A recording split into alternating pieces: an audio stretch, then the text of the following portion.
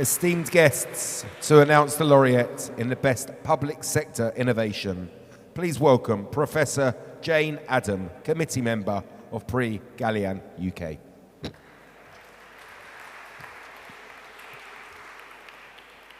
Good evening.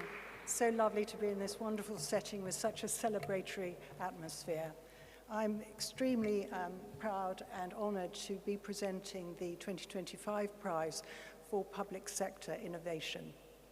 This celebrates innovation carried out by non-commercial organisations like the NHS, universities, governments, and individual not-for-profit organisations. And it was really heartwarming this year to see the range of innovation that has emanated from the public sector. Some of these were single organisation derived, and some bigger projects required a lot of collaboration between multiple different organisations. But large or small, they all shared the same commitment to the development of innovation that would benefit patients and to address clinical need. So let's have a look at who the nominees are in this category.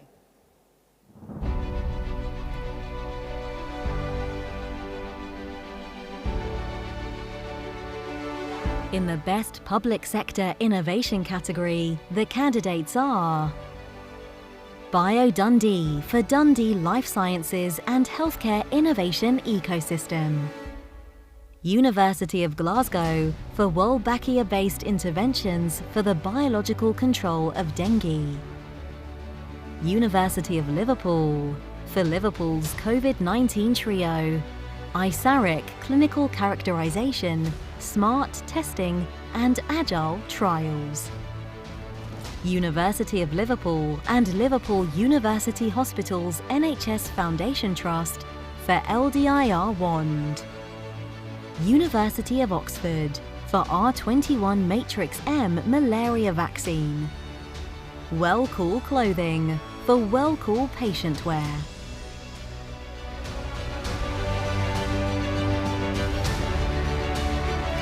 Well, everyone is a winner, but only one can get the prize, unfortunately. And the winner, I'll put on my glasses just in case. The winner is the University of Oxford for Oxford Matrix M. Ladies and gentlemen, please welcome the Ambassador of the University of Oxford. And while they make their way to the stage, this new vaccine is low cost and treats malaria and reduces mortality and morbidity in babies and young children.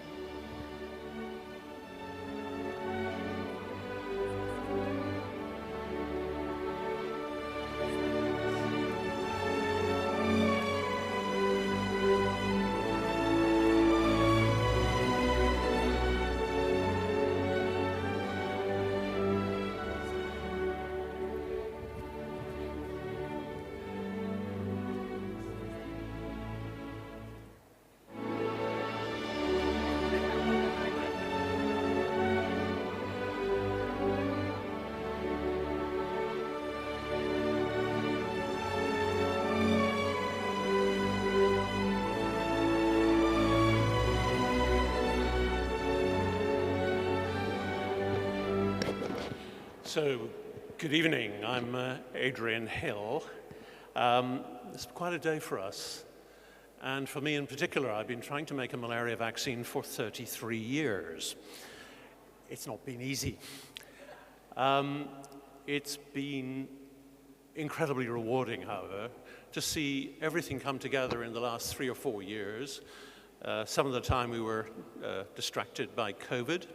But amazingly, we managed to keep our phase 2 and phase 3 trials running in as many as 5 sites at 4 countries in sub-Saharan Africa.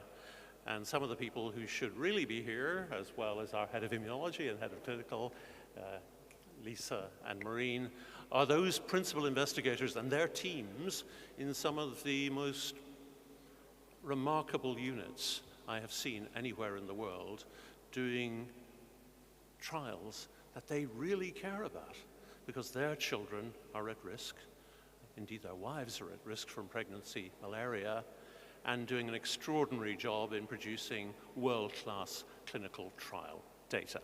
But indeed, there's another partner who is absolutely crucial. You heard that this is an inexpensive vaccine.